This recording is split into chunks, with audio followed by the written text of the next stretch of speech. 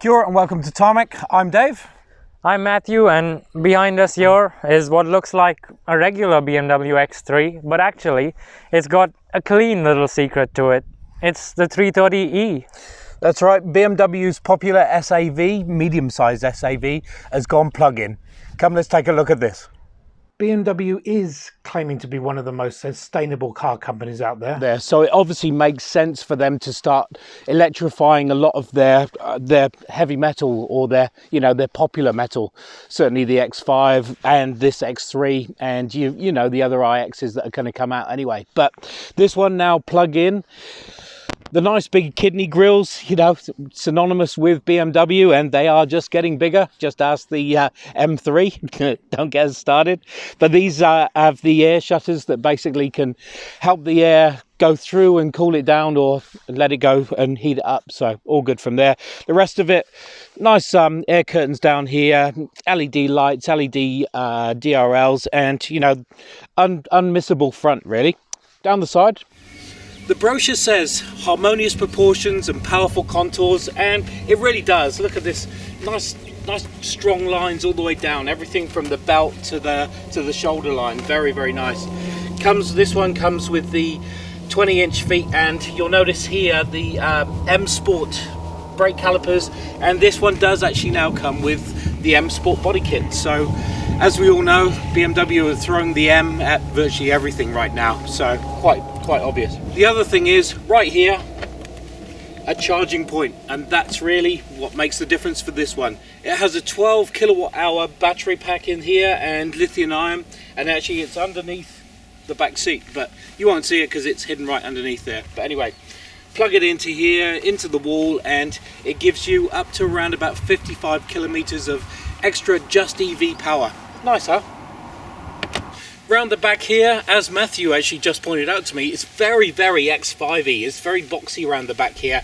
Nice privacy glass, Hofmeister kink to let you know that it's a BMW. But again, it is a shrunken down X5, which is part of obviously their big SAV family. So pretty cool.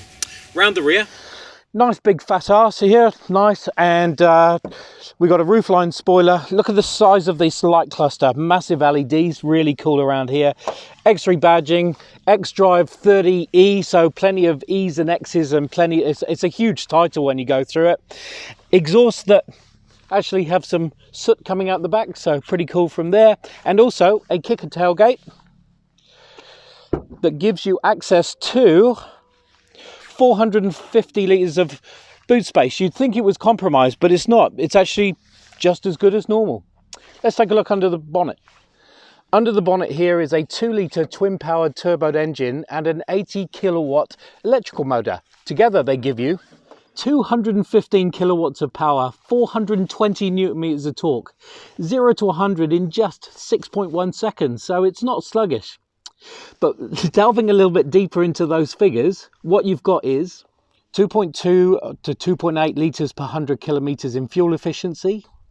It does 26 to 29 kilowatt hours per 100 kilometres in battery usage, and also only emits CO2s of 49 to 64 grams per kilometre. So it's very, very fuel efficient and also pretty good on the environment. Speaking of things that are sporty and good on the environment, Matthew's on the inside, and he'll talk to you about what's going on in there. Well, even though Dave might say I'm sporty and environmental, you can definitely say that about the drivetrain of this car, but I'm not so sure about the interior because there's so much leather in here and steel and all that stuff. But you know what? Let's have a bit of comfort. Let's have a little bit of luxury, because there's certainly plenty of that in the X3. For starters, these seats covered in a nice soft leather, good bolstering. Remember, of course, this does have an M Sport package applied to it, so you get that little bit of stitching on the seat belts, you get the extra bolstered seats, and you get this steering wheel with an M Sport badge on it as well, all part of that M Sport package. In terms of materials, this X3 is actually a really good standard there. You get soft plastics on the top there, you get this nice metallic finish across the middle just to break it up, with of course that nice pattern that BMW like to do on their dashboards even the stuff down here is pretty soft, and on the glove box too. So all good all around. And when you're driving, actually, that makes a massive difference, because you can barely even hear the tire noise in this car. It's pretty amazing. In the middle, you have, of course, everything is slightly turned towards the driver, because this is still a BMW and still the ultimate performance machine. One thing I've noticed here, though, is that there's a CD drive there, and even the Lexus we had on here last week had a CD drive. So maybe they're going through some kind of renaissance or something. It's nice because I can play all my CDs through there. In the middle here, of course, you have good space for a really large phone, including wireless charging. You get 2 cup holders there. You get this big BMW gear shift there, which is activates the automatic gearbox in here. As you know, BMW don't do dual clutch things. BMW's iDrive again in the middle here, nice familiar system, and it just keeps getting better, honestly, with every new generation of car they launch. And there's plenty more storage under here as well. This is, of course, a sports activity vehicle, so for all your activities it must have those big storage cubbies, and it does have plenty of them. Another thing that's pretty cool about this interior, or pretty quirky if you like, is the amount of X badges. So you get a steel nameplate thing over here that says X3. When you open the doors, there's a steel engraved thing that says X. So you're always reminded of, I guess, that X activity thing that BMW X owners are supposed to be. Speaking of activities, there's a lot of things that can be done through that infotainment screen. So let's take a look. Well, actually, there is a lot of stuff that can be done through there, but it's BMW's iDrive system, which is familiar, and we all know and love that. But if you open the car, something new here is the plan, charge, climate system, because when you click on there, you can actually set when you want to charge. You can precondition the battery and the cabin and all that stuff. That's only because it has a battery and an electric motor in here. So, you know, there's a few perks that come with the hybrid system, apart from, of course, the fuel saving and the no congestion charge and stuff if you're in England. So, you know, a few nice touches here and there. Something else that has a lot of activities in it is the digital dashboard. So let's take a look at that. Straight down the dashboard there, firstly it says xDrive at the top, so you know which type of BMW you're in. On the right side there, it's got the e-boost gauge and it's got the charging gauge. It tells you how much battery power you have. We're nearly somewhere like 80%, and it's showing 32 kilometers of range, which is pretty good and plenty to get us home. And of course, everything is lit up in blue, because obviously blue efficiency and blue drive and all that stuff. Blue is the new green, strangely enough. It also shows on the left side actually the range, which is combined fuel and battery power. So that's a pretty interesting gauge too. Overall, the cabin of this X3 330e is pretty smart, but the car itself is even smarter when you take it for a drive. So let's do that.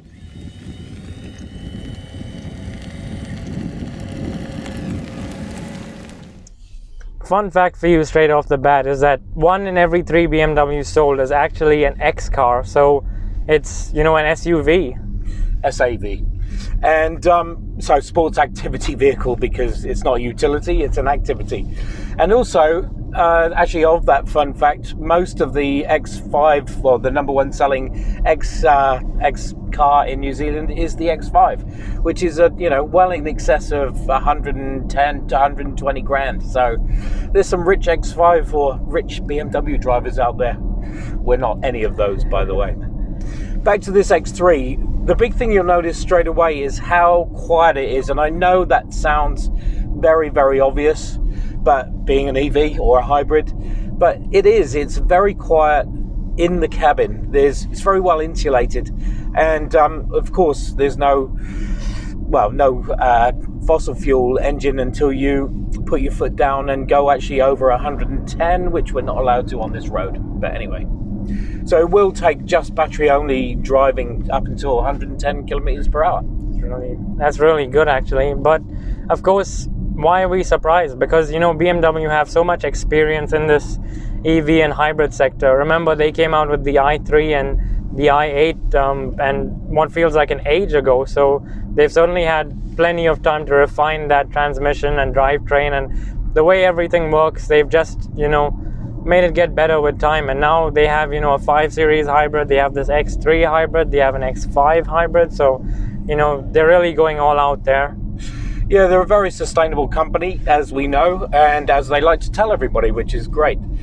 The good thing about this being a plug-in is the fact that once you've fully charged, you get around about 55 kilometers of usage, of EV usage, which for most Kiwis and for most civilized countries, not saying Kiwis are civilized, but there you go, 55 kilometers is going to get you to and from work on a daily commute. So essentially you don't really need to use fossil fuel on this hybrid. But the other good thing is that looking down, you've got over 400 kilometers of actual range. So there's none of that anxiety stuff where, oh no, we're going to run out of power and we've got to look to find somebody to plug this thing in. And, you meet your neighbors quite well with that. And I mean, you don't just need to plug it in to charge. It'll, of course, charge while you're driving. So it's not even like, that's right. Yep. No, I'm actually agreeing with you. It's like I was doing something else. There you go. A rare thing for once. Yeah, a little button down here you can flick through from max xDrive to battery control to auto xDrive. So it flicks between it, either using it or you can conserve it and just top that up to your full 55 kilometers if you don't have somebody's power to steal. Anyway. In New Zealand, we don't have this system, but actually in Europe, what BMW has done is really ingenious because the car will work in tandem with the navigation system. So when you're approaching, a place where there's going to be a congestion charge or all that sort of stuff, the car will itself switch to eDrive mode or electric mode without you having to do anything. In a similar way, if it detects that you're in a green area, which is a forest or whatever, it'll do the same thing. It'll adjust the driving, the powertrain and all that stuff according to the environmental conditions. So it is really, really smart in that sense. Really smart. The other thing is, 6 seconds for this 2 litre is actually really good. So you're actually picking up quite nicely when it flicks in between the battery and the ICE engine. And there's very little delay. It's very smart. It understands where you're going and what you're doing quite quickly, which is, some of the other manufacturers haven't quite mastered that yet. This is quite seamless when it flicks through. And the handling, being an xDrive, because that's part of the big title of this, BMW X3, the xDrive 30e, mouthful, but means that it handles the corners really well as well, which is great. So you can really, stamp on this car and, get yourself into some, trouble figures quite quickly. It is, a hybrid, or I think an i car or iDrive car or something, as BMW like to call it. eDrive car. There you go. But above all, it's still the ultimate driving machine. So it still hugs the road, it still corners flat, it's still quick. Not to 106 seconds is properly quick for, an X3 with essentially a hybrid X3 with no M credentials, except the looks, of course. Yeah, and where the battery is located gives it some nice sort of, I guess it's very 50-50 balanced, but certainly the xDrive makes sure that the torque is going to the right wheel or right wheels when it should be, which is great. The other thing to point out is that for those classics like me, you can use your CDs. Lovely. Wonder if they'll bring back tape drive. I can do a mixtape for our next review. Lovely. We've definitely a notice of 2021 is that car manufacturers have been going a little bit retro in some of their styling with those light bars and all that stuff. So it's nice to see they brought the CD drive back as well. Maybe pop-up headlights as well. There you go.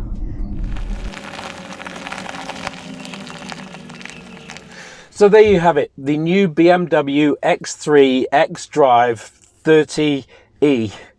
It's an SAV that's just got some plug-in power and literally drives like a BMW X3 should. So not bad at all. I mean, BMW have been really good at this in the past, and frankly, with this X3 330e, they're... You missed the xDrive. Oh, yes. They're only getting better, and we can't wait to see what's in store for BMW's blue cars. Thanks for watching. Make sure you subscribe. It will be around here somewhere. And join us for the next one.